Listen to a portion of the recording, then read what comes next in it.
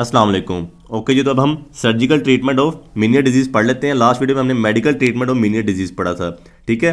और surgical treatment हम तब किसी पेशेंट पे करेंगे जब हमारा मेडिकल ट्रीटमेंट उस पर फेल हो जाएगा, ठीक है। जो सर्जिकल ट्रीटमेंट है वो भी दो तरह के प्रोसीजर पे डिवाइडेड है। एक कंजर्वेटिव प्रोसीजर होंगे, दूसरे होंगे डिस्ट्रक्टिव प्रोसीजर्स।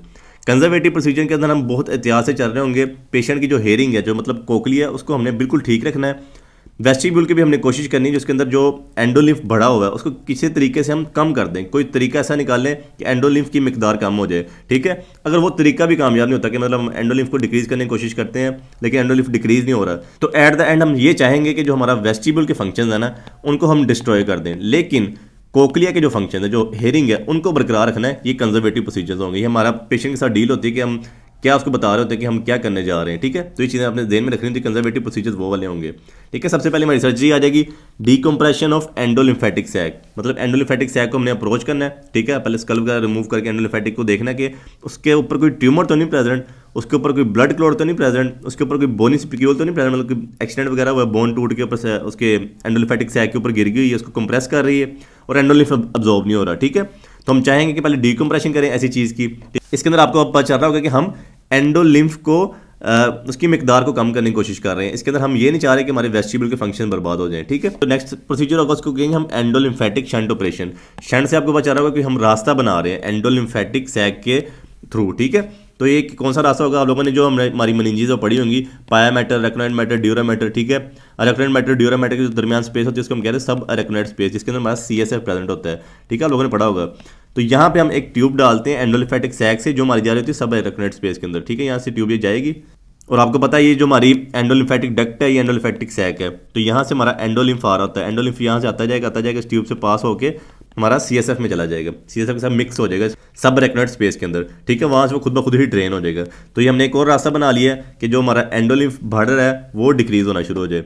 नेक्स्ट हमारी सर्जरी आ जाएगी सेक्युलोटमी, ठीक है, जिसको हम फिक्स ऑपरेशन भी कह रहे होंगे। आपको नाम से समझ आ रहा है कि सेक्यूल के अंदर हम कोई सुराख कर रहे हैं, ओटमी कोई सुराख कर रहे हैं सेक्यूल के अंदर। आप लोगों को जब मैंने मीनियर डिजीज पढ़ाई थी तो मैंने बताया था जो हमारी स्टेपीज है वो हमारे सेक्यूल के बहुत करीब आ जाती है। नॉर्मली वो बहुत दूर होती है, लेकिन इस कंडीशन के अंदर बहुत ज़्यादा करीब आ जाती है, एकदम ऊपर फॉल कर रही होती है। तो जब मैंने बताया था कि जो बहुत ज़्यादा कोई आवाज़ बजती है तो स्टेपीज जाके टकराती है अंदर सेक्यूल के साथ और साथ ही पेशेंट को वर्टाइगो के सिम्टम्स आ जाते हैं, ठीक है। तो इस ऑपरेशन के अंदर हम ये कर रहे होंगे, जो आपको स्टेपीज का या फुट प्लेट नजर आ रही है इसके अंदर हम ना सुराख करते हैं किसी सिरिंज के साथ, ठीक है। सुराख करके तो सामने सेक्यूल के अंदर भी सुराख कर देते हैं। तो सेक्यूल भरा पड़ा है सारा एंडोलिम्फ के साथ, तो एंडोलिम्फ निकल के सारा आ जाएगा हमारा मिडल ईयर के अंदर, ठीक है। मिडल ईयर से वो स्टेशन ट्यूब से बाहर आ सकता है या फिर हम कोई परफोरेशन कर देंगे टिम्पैनिक मेम्ब्रेन की, वो हमारे कान से बाहर आना शुरू हो जाएगा। तो ऐसे हम जो उसका प्रेशर है ना एंडोलिम्फ का वो डिक्रीज कर पाएंगे। इसमें हो सकता है कि जो उसके फंक्शंस हैं वो ना रहें, जो वेस्टिब्यूल के फंक्शन हैं वो बर्बाद हो जाए, लेकिन कोकली के फंक्शन इसके अंदर रहेंगे, ठीक है। उसके बाद हमारा आ जाएगा कोडिस ट्रैक, जिसके अंदर ना हम स्टेनलेस स्टील ट्रैक यूज़ करेंगे। मतलब स्टेनलेस स्टील एक ट्यूब भी यूज़ कर रहे होंगे। वहाँ पे आपको मैंने बताया हम यहाँ पे परफोरेशन कर रहे हैं, लेकिन इसके अंदर हमने एक स्टेनलेस पूरी की पूरी ट्यूब डाल देनी जो हमारी टिम्पैनिक मेम्ब्रेन से बाहर आ रही होगी, मतलब कान से बाहर आ रही होगी, ठीक है। वो खुद ब खुद ही फ्लूइड को लेके बाहर निकालती जाएगी। बिल्कुल सेम प्रोसीजर है, लेकिन यहाँ पे हमने एक पूरी ट्यूब डाल दी जो कि सीधा का सीधा रास्ता बन गया वो हमारे एक्सटर्नल ईयर के साथ। उसके बाद हमारा आ जाएगा कोक्लियो सेक्युलोटमी। नाम से आपको समझ आ रहा है कि अब कोक्लिया के अंदर हम सेक्युलोटमी जैसा ऑपरेशन कर रहे हैं। जो सेक्युलोटमी आपको बताया ना सुराख कर रहे होते हैं, तो हम इसके अंदर ये करते हैं कि राउंड विंडो से हम जाते हैं, पेशेंट के एंटर होते हैं इनर ईयर के अंदर, ठीक है। तो अब हमने सुराख करनी, परफोरेशन करनी है कोकली के अंदर। तो उसके अंदर हमने ऐसे घूम के जाना है, ठीक है। कोकली के अंदर जाना है, कोकली के अंदर जाई जाना। और जो आपको मैंने बताया था जहाँ पे एंडोलिम्फ प्रेजेंट है, रेड वाला एरिया है, इसको हम कह रहे होते हैं मेम्ब्रेनस लेब्रिंथ, ठीक है। मेम्ब्रेनस लेब्रिंथ के अंदर हमने सुराख कर देना है, ओटमी कर देनी है जो हमने सेक्युलोटमी कर रहे थे, ठीक है। अब ये इसके अंदर हमने सुराख किया है, तो यहाँ से जो हमारा एंडोलिम्फ है वो निकलेगा हमारे जो पेरीलिम्फ है, सारा का सारा जो बोनी कैनाल के अंदर प्रेजेंट होता है। आपको बताया था बोनी लेब्रिंथ के और मेम्ब्रेनस लेब्रिंथ के दरमियान हमारा पेरीलिम्फ प्रेजेंट होता है। तो पेरीलिम्फ इसके साथ मिक्स हो जाएगा। तो आपको पता है पेरीलिम्फ हमारा CSF में ड्रेन हो रहा है हमारी मेनिंजेस के अंदर।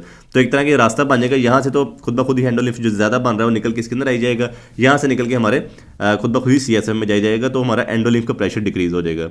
तो नेक्स्ट हमारा ऑपरेशन आ जाएगा सेक्शन ऑफ वेस्टिबुलर नर्व। इसमें हमने स्पेसिफिकली जो हमारी वेस्टिब्यूल नर्व है, आपको पता है ना जो 8th नर्व है उसका दो पार्ट्स होते हैं, एक वेस्टिबुलर पार्ट होता है, एक कोक्लियर पार्ट होता है जो कोकली को सप्लाई कर रहा होता है, और ये वेस्टिबुलर पार्ट वेस्टिब्यूल को सप्लाई कर रहा होता है। इसका हम जो वेस्टिबुलर नर्व है ना वही हम काट देते हैं, तो फिर वर्टाइगो के सिम्टम्स क्या आएंगे पेशेंट को, ठीक है। उसके बाद हमारा नेक्स्ट प्रोसीजर हो सकता है अल्ट्रासोनिक रेज यूज़ करके हम डिस्ट्रक्शन कर देते हैं वेस्टिबुलर लेब्रिंथ की। मैंने आपको बताया था जो हमारा इनर ईयर उसको हम लेब्रिंथ भी कह रहे होते हैं, तो इसमें हम कोक्लिया को कोक्लियर लेब्रिंथ कह रहे होते हैं और वेस्टिब्यूल है उसको हम कह रहे होते हैं वेस्टिबुलर लेब्रिंथ, ठीक है। मेनली इसके अंदर जो हमारी मेम्ब्रेनस लेब्रिंथ होती है जिसके अंदर हमारा एंडोलिम्फ प्रेजेंट है, जिसके अंदर हमारे सेंसरी ऑर्गन प्रेजेंट है, ठीक है। उसको हम डिस्ट्रॉय कर देते हैं अल्ट्रासोनिक रेज यूज़ करके। तो फिर वर्टाइगो के सिम्टम पेशेंट को क्या आएंगे। नेक्स्ट हमारी सर्जिकल अप्रोच आ जाएगी डिस्ट्रक्टिव प्रोसीजर। ऊपर हम पढ़ के हैं कंजर्वेटिव प्रोसीजर, अब डिस्ट्रक्टिव प्रोसीजर है। इसके अंदर हम ये नहीं परवाह कर रहे होंगे अब कोकलिया जाता जाए या वेस्टिबुल जाता जाए। यहाँ पे पेशेंट बोल रहा होगा मैं बस थक चुका हूँ, ठीक है, किसी तरीके से मुझे ठीक कर दो, मैं एक कान से बर्दाश्त कर लूँगा, जो मुझे एक कान से हेयरिंग हो रही होगी मैं बर्दाश्त कर लूँगा, लेकिन एक कान अगर जाता है तो जाए, मुझे कोई परवाह नहीं है, ठीक है। तो उसके अंदर हम लैब्रिन्थेक्टमी कर रहे होंगे, ठीक है, जो कि हम दो रूट से कर सकते हैं।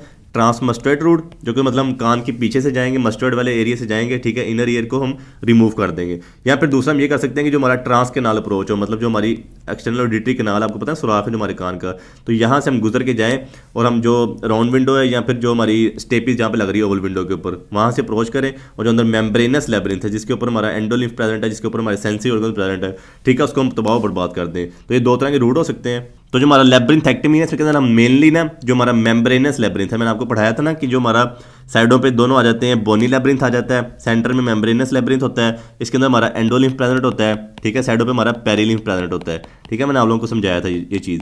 तो इसके अंदर हम जो हमारा सेंटर में मेम्ब्रेनस लेब्रिन्थ है जिसके ऊपर हमारा एंडोलिम्फ प्रेजेंट है, यहाँ पर जिसके ऊपर हमारे सेंसरी ऑर्गन प्रेजेंट है, जैसे हमारे कोकली के अंदर ऑर्गन ऑफ कोटाई प्रेजेंट है, तो इस चीज़ को ही हमने रिमूव कर देना है इस सर्जिकल अप्रोच के अंदर, ठीक है। जब वो रिमूव हो जाएगी तो हमारे फंक्शंस ही नहीं रहेंगे, ना ही हेयरिंग आएगी, ना ही वर्टाइगो वगैरह आएंगे, ना ही बैलेंसिंग हो रही होगी इस ईयर से।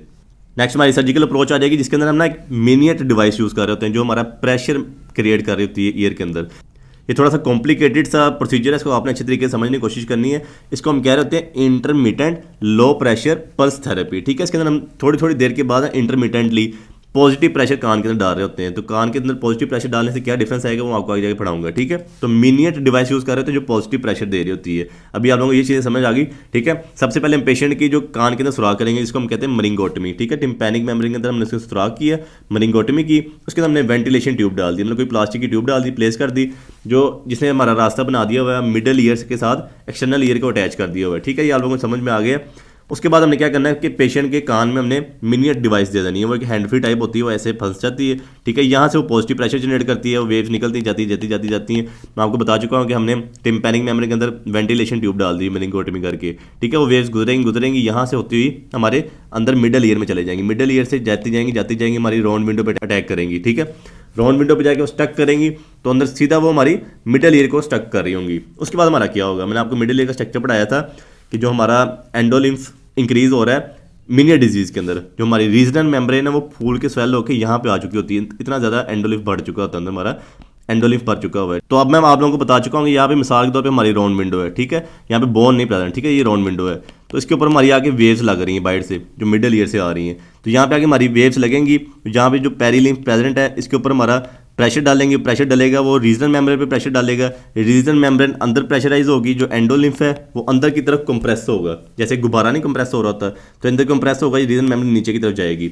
तो दो थ्योरीज हैं कि क्या हो रहा होता है। एक थ्योरी ये कहती है कि जब हम प्रेशर डालते हैं एंडोलिम्फ पे तो एंडोलिम्फ कंप्रेस होकर जो हमारी एंडोलिम्फेटिक सैक है उसके अंदर घुस जाता है, एंडोलिम्फेटिक सैक भर जाती है, तो वहाँ से अब्जॉर्प्शन इंक्रीज हो जाती है, हमारी ब्लड वेसल्स में बहुत ज़्यादा एंडोलिम्फ जाना शुरू हो जाता है जब उसके ऊपर प्रेशर डलता है। दूसरी थ्योरी ये कहती है कि जब हम यहाँ से प्रेशर डालते हैं ना, बहुत ज़्यादा प्रेशर डलता है, जो वेव्स का प्रेशर डल रहा है राउंड विंडो के थ्रू, ठीक है, वो ये करता है कि जब वो अंदर एंडोलिम्फ पे प्रेशर डलता है ना बहुत ज़्यादा, तो एंडोलिम्फ कंप्रेस कर देता है हमारी जो साइडों पे स्ट्राया वास्कुलरिस है, जो हमारा एंडोलिम्फ बना रहा है, जब वो कंप्रेस हो जाएगा उसके अंदर भी सारी ब्लड वेसल्स दी हैं ना, तो वो स्ट्राया वास्कुलरिस जो है वो वर्क करना बंद कर देगा, वो एंडोलिम्फ बनाना बंद कर देगा, तो जिसकी वजह से एंडोलिम्फ की मिकदार कम हो जाती है। तो ये दो तरह की थ्योरीज हैं जो इस पर वर्क कर रही हैं, लेकिन ये प्रोसीजर कामयाब है, कुछ लोगों में यूज़ किया जाता है क्योंकि ये पेशेंट खुद यूज़ कर सकता है। जब भी उसको मसले मसाइल होंगे तो वो मिनिएट डिवाइस कान में डाले, ठीक है, थोड़ी थोड़ी देर बाद पॉजिटिव प्रेशर देता रहे, तो उसका खुद ब खुद ही एंडोलिम्फ डिक्रीज होना शुरू हो जाएगा। तो आप लोगों को बता चुका दो प्रिंसिपल पर काम करता है, एक रीडिस्ट्रीब्यूशन है, मतलब हमारा एंडोलिम्फ निकल के हमारी एंडोलिम्फेटिक सैक में जा रहा होगा, दूसरा होता है कि रेगुलेट स्क्रीशन, मतलब जो हमारी स्क्रीशन है, जो स्ट्राया वास्कुलर स्क्रीशन बना रहा है उसको स्क्रीशन को बनाने को बंद कर देगा। That's all for Meniere disease. इंशाल्लाह नेक्स्ट वीडियो में हम पढ़ते हैं कॉस्टिक न्यूरोमा।